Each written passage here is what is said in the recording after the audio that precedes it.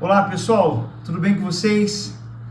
Mais uma vez estamos aqui para mergulharmos no Evangelho. Hoje nós vamos mergulhar no livro de Marcos, capítulo 15. Não é isso, Michele? É isso aí, tá aí curtindo aí, dando um joinha para esse vídeo, né, ser alcançado ser levado a mais pessoas. Então, quanto mais pessoas curtirem, mais visualizações ele vai ter, tá bom? É isso aí. Estamos terminando o livro de Marcos, né? Na meditação passada, acho que passada e retrasada, eu cheguei a falar que terminaríamos na sexta-feira. Enfim, fiz um cálculo errado aqui, mas o correto é que nós vamos concluir na quarta. Essa é a penúltima meditação, penúltimo capítulo 15. Nós vamos ler hoje o 15. Na meditação passada, nós lemos o 14, que foram 72 versículos. 72 versículos. Botar aqui. Então, boa tarde para quem está ao vivo. Boa tarde também, bom dia, boa noite para você que está acompanhando a gravação. Louvado seja o Senhor Jesus por você estar aqui com humildade, com sede de aprender, com desejo de conhecer mais Jesus e seu Evangelho. O Evangelho se trata de fé, amor e esperança, não de uma religiosidade excessiva, não de uma doutrina humana. Inclusive, hoje eu estava nos stories ali do Instagram, eu postei sobre isso, né?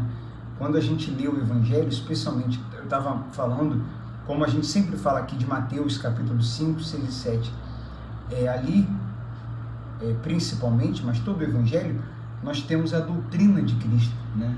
A cartilha do cristão, o direcionamento de Deus para cada um de nós. E fazendo um paralelo de quando Deus, no Sinai, a Moisés deu a lei, e ele, no Monte das Bem-aventuranças, a Jesus, ele dá a lei aperfeiçoada, né? A lei messiânica. Ele traz para a gente um entendimento correto, a interpretação correta, a graça, a nova aliança, ali já começa a ser ensinado. Então, nós vamos mergulhar aqui no capítulo 15. Vale a pena você que está chegando agora acompanhar lá Mateus, sabe?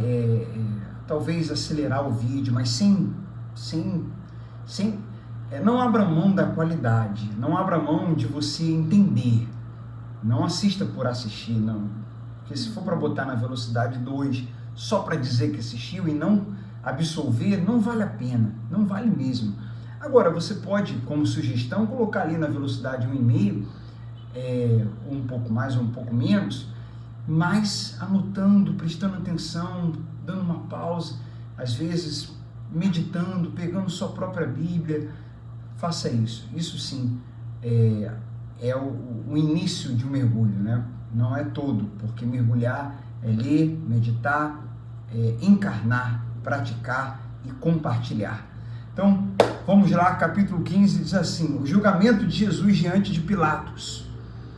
De manhã, bem cedo, esse de manhã eu dedico ao povo do Paraná, você de Curitiba que está me acompanhando agora, porque se eu não tivesse passado por lá, eu falaria de manhã. Não estou negando minhas origens, mas é o correto, né? De manhã, bem cedo, os principais sacerdotes, os líderes do povo e os mestres da lei, todo o alto conselho se reuniram para discutir o que fariam em seguida. Então amarraram Jesus, o levaram e o entregaram a Pilatos. Pilatos lhe perguntou: você é o rei dos judeus? Jesus respondeu: é como você diz. Os principais sacerdotes o acusaram de vários crimes. E Pilatos perguntou: você não vai responder? O que diz de todas essas acusações? Mas, para a surpresa de Pilatos, Jesus não disse coisa alguma. Versículo 6. Jesus é condenado à morte. A cada ano, durante a festa da Páscoa, era costume libertar um prisioneiro. Só falar uma coisa aqui, gente, a gente já falou várias vezes, mas é bom ressaltar, não é ser redundante não, mas dar ênfase ao que é importante, ressaltar. Aqui fala como eles pegando Jesus, né? Pegando e levando até Pilatos e tudo mais, mas nós sabemos que Jesus estava se entregando, estava se permitindo ser pego, né? Na verdade ali era um plano de Deus, que ele inclusive repreende Pedro, repreende ali o mal, quando diz para que ele não fosse para a cruz, para que ele tomasse cuidado, né? Ele desarreda de Satanás, porque ele veio com um plano muito claro, em sua cabeça era muito claro o plano, e o plano é ir para a cruz, sofrer tudo que ele sofreu por amor a você, a nós, fazia parte do plano, tá bom?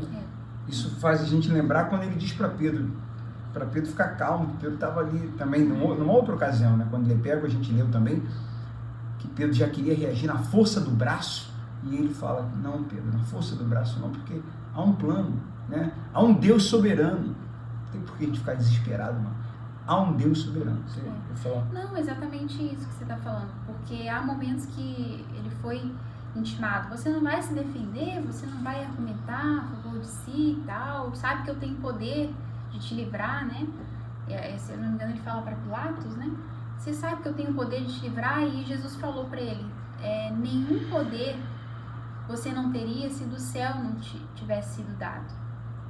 Então, assim, justamente isso, o que Jesus estava fazendo era intencional, ele não foi preso porque simplesmente não teve como sair, né? Ele se entregou mesmo. É isso. Até porque, quando a gente medita, conhece todo o contexto do Evangelho, Deus livrou ele quando ele era bebê. Então teve momento do livramento. E ele poderia livrar também naquele momento, não é verdade? Não livrou porque era um plano. Versículo 6. A cada ano, durante a festa da Páscoa, era costume libertar um prisioneiro. Qualquer um que a multidão escolhesse. Um dos prisioneiros era Barrabás, um revolucionário que havia cometido assassinato durante uma revolta. A multidão foi a Pilatos e pediu que libertasse um prisioneiro como de costume. Pilatos perguntou, querem que eu solte o rei dos judeus? Pois havia percebido que os principais sacerdotes tinham prendido Jesus por inveja. Nesse momento, os principais sacerdotes instigaram a multidão, a pedir a libertação de Barrabás, em vez de Jesus. Continua lendo aí, por favor. Pilatos lhe perguntou, então, o que farei com este homem que vocês chamam de rei dos judeus? E aí eles falaram, crucifique-o, gritou a multidão. Por que? Quis saber Pilatos. Que crime ele cometeu? Mas a multidão gritou ainda mais alto, crucifique-o. Para acalmar a multidão, Pilatos lhe soltou Barrabás. Então, depois de mandar açoitar Jesus, entregou-o aos soldados romanos para que fosse crucificado. Os soldados zombam de Jesus. Os soldados levaram Jesus para o palácio do governador, lugar conhecido como Pretório, e chamaram todo o regimento. Vestiram Jesus com um manto vermelho, teceram uma coroa de espinhos e colocaram na sua cabeça. Então o saudavam, zombando, salve o rei dos judeus, batiam em sua cabeça com uma vara, cuspiam nele e ajoelhavam-se, fingindo adorá-lo. Quando se cansaram de zombar dele, tiraram o manto vermelho e vestiam com suas roupas. Então o levaram para ser crucificado. Um homem 21 agora. chamado Simão de Cirene passava ali naquele momento, vindo do campo. Os soldados o obrigaram a carregar a cruz. Simão era pai de Alexandre e Rufo. Levaram Jesus a um lugar chamado Gólgota, que quer dizer lugar da caveira, oferecendo-lhe vinho misturado com mirra, mas ele recusou. Então os soldados o pregaram na cruz. Depois dividiram as roupas dele e tiraram sortes para decidir quem ficava com cada peça. Eram 9h da manhã quando o crucificaram. Uma tabuleta anunciava a acusação feita contra ele, o rei dos judeus. 2 criminosos foram crucificados com ele, um à sua direita e o outro à sua esquerda. Assim cumpria-se as escrituras que diziam: ele foi contado entre os rebeldes. O povo que passava por ali gritava insultos e sacudia a cabeça em zombaria. Olhem só, gritavam, você disse que destruiria o templo e reconstruiria em 3 dias. Pois bem, salve a si mesmo e desça da cruz. Os principais sacerdotes e mestres da lei também zombavam de Jesus. Salvou os outros, mas não pode salvar a si mesmo, diziam.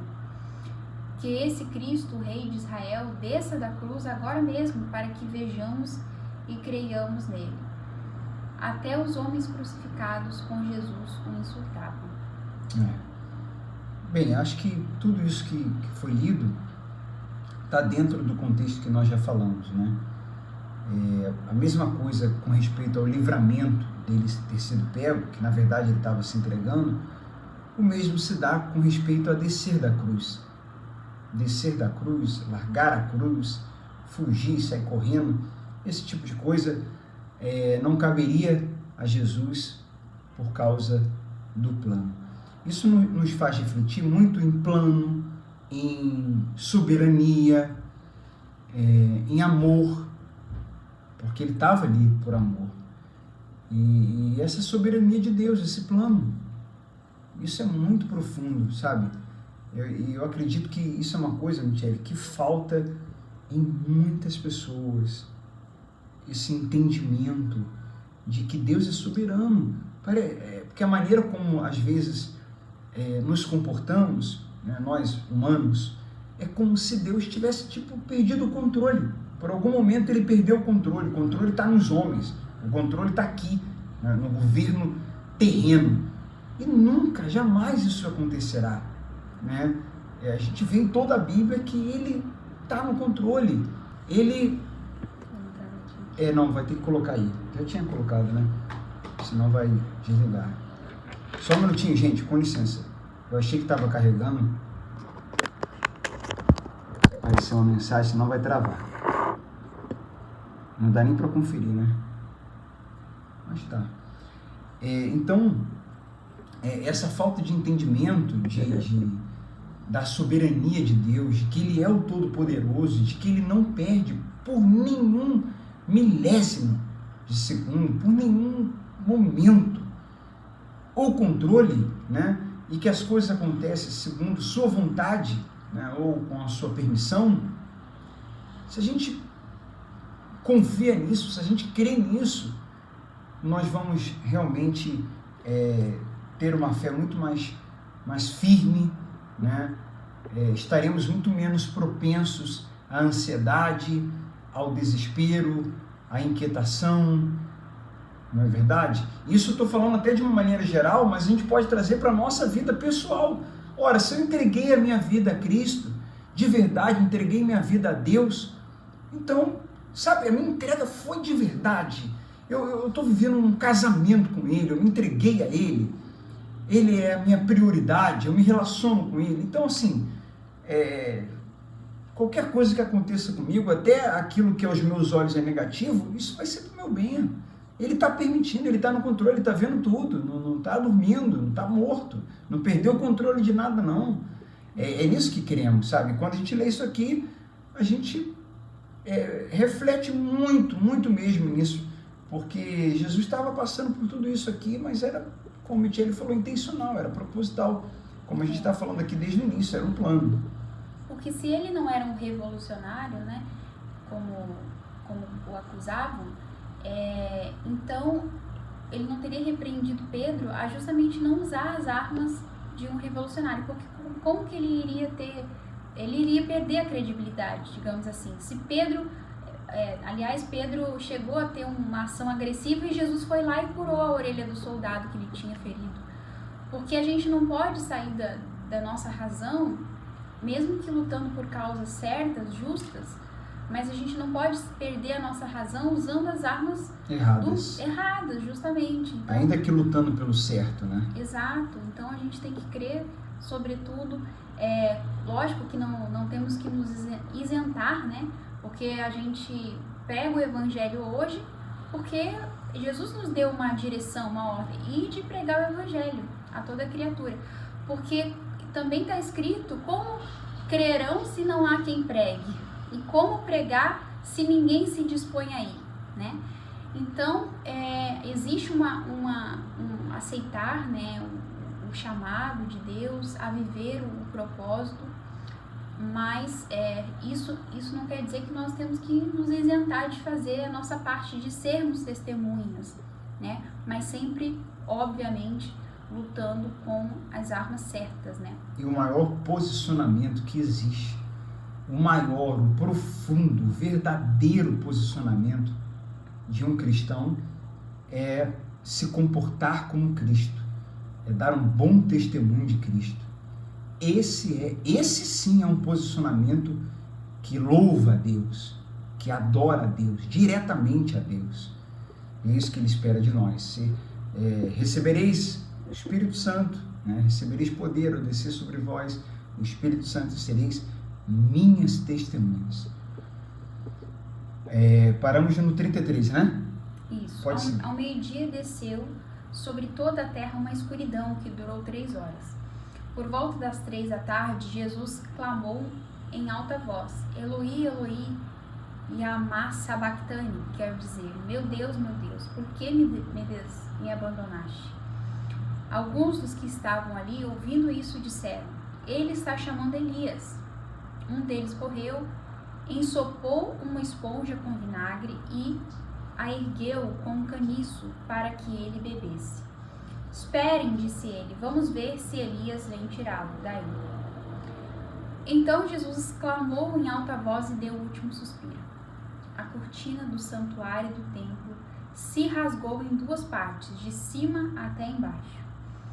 Quando o oficial romano que estava diante dele viu como ele havia morrido, exclamou: este homem era verdadeiramente o Filho de Deus. Algumas mulheres observavam de longe. Entre elas estavam Maria Madalena, Maria, mãe de Tiago, e o mais jovem e de José, e Salomé. Eram seguidoras de Jesus e o haviam servido na Galileia. Também estavam ali muitas mulheres que foram com ele a Jerusalém. O sepultamento de Jesus. Tudo isso aconteceu na sexta-feira, o dia da preparação antes do sábado. Ao entardecer, José de Arimateia foi corajosamente a Pilatos e pediu o corpo de Jesus. José era um membro respeitado do conselho dos líderes do povo e esperava a chegada do reino de Deus. Surpreso com o fato de Jesus estar morto, Pilatos chamou o oficial romano e perguntou se fazia muito tempo que ele havia morrido. Porque o Pilatos tinha reconhecido, né, ali que Jesus era inocente. O oficial confirmou que Jesus estava morto e Pilatos disse a José que podia levar o corpo. José comprou um lençol de linho, desceu o corpo de Jesus da cruz, envolveu no lençol e colocou num túmulo escavado na rocha. Então rolou uma grande pedra na entrada do túmulo. Maria Madalena e Maria, mãe de José, viram onde o corpo de Jesus tinha sido sepultado.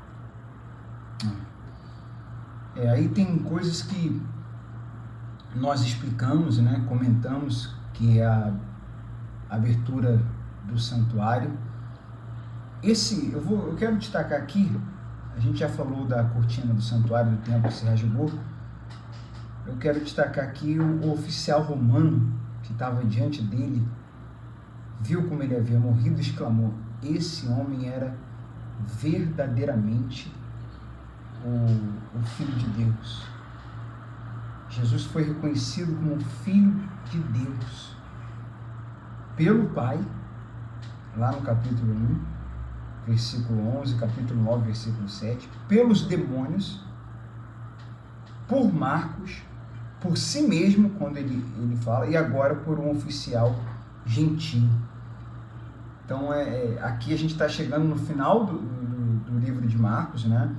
Terminamos agora o capítulo 15, próxima meditação, a última do livro de Marcos, capítulo 16, e Jesus tem todo esse reconhecimento, até do soldado que estava ali, do gentil. E aí, qual é a reflexão que sempre me vem à cabeça quando alguém reconhece Jesus? Um gentil, um oficial romano, que os líderes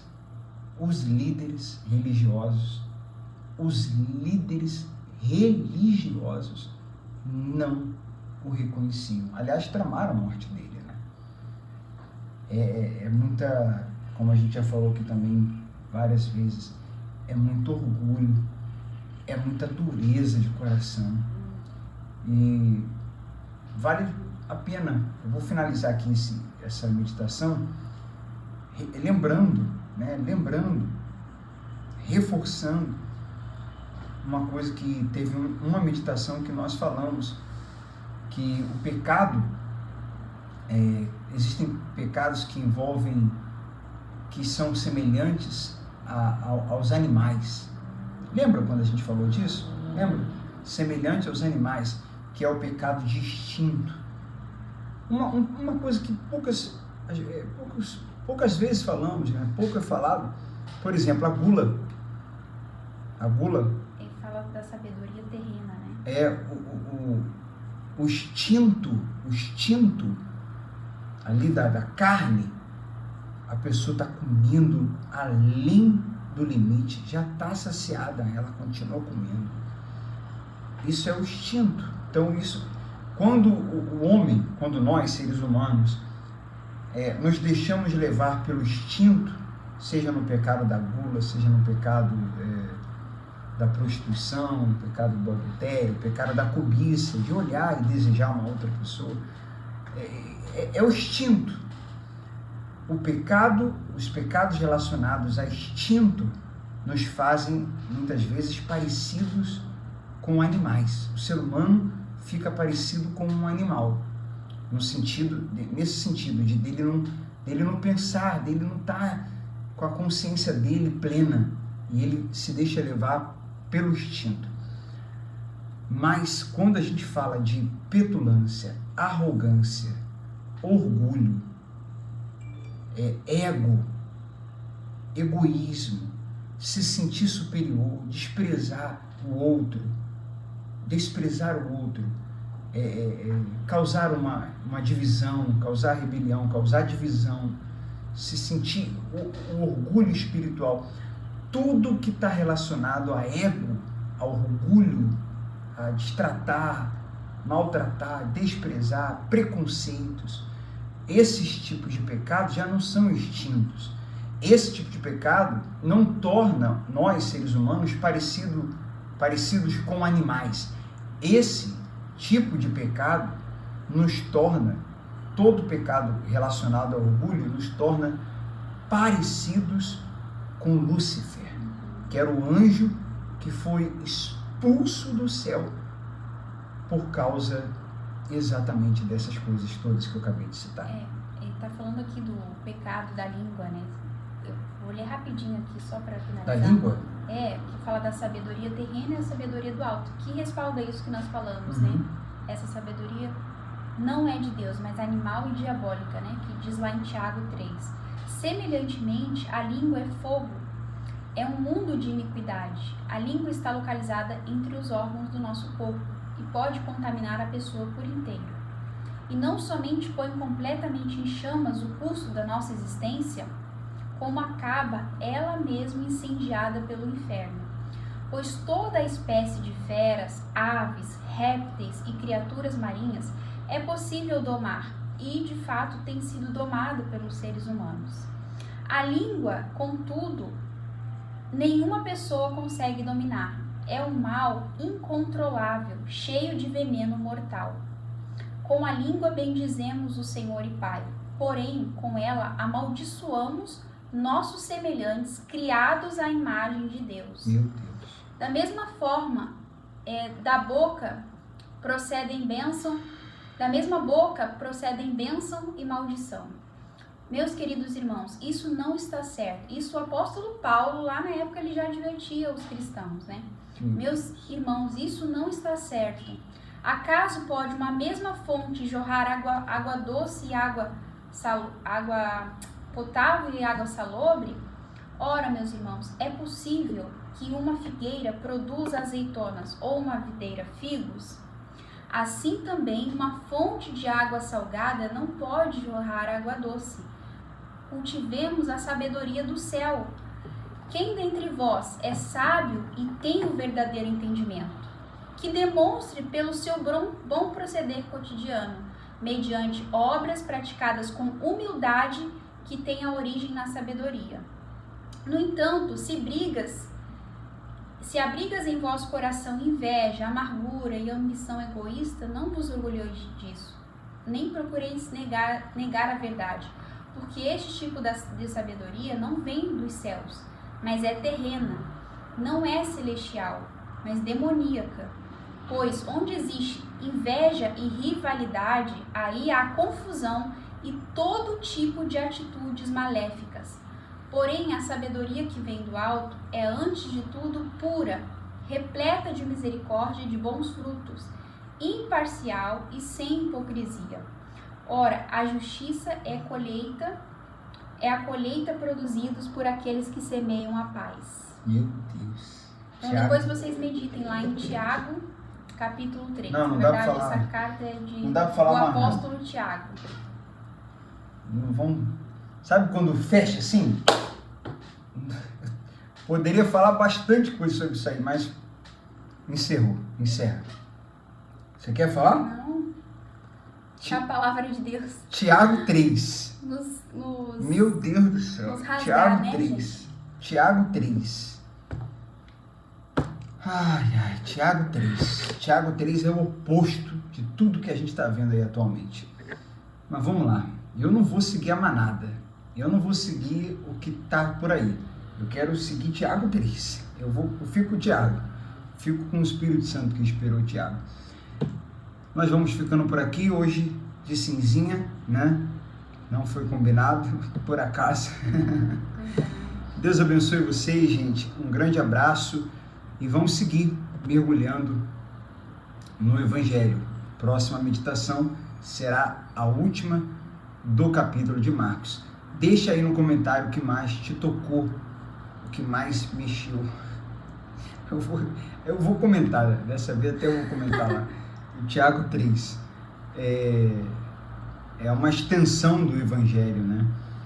E vamos em frente. Até a próxima meditação. Deus abençoe. Curta, compartilha se você quiser e puder e deixe o seu comentário. Tchau.